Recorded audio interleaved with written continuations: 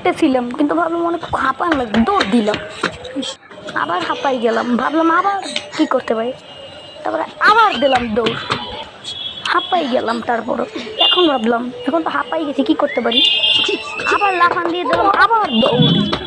তারপরে তারপরে গেলাম হাঁপাইয়া। এখন আমি কি করব, তো লাগতেছিল খুবই ঘুম ঘুম।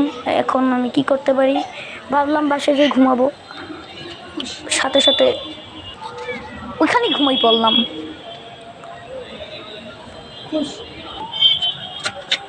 ভাবলাম বেলুন উড়াবো বাতাসে সবার মতো, উড়ে নাই, দেখতেছি উড়ে না, তো ফালাই দিয়ে আবার নিলাম দৌড়।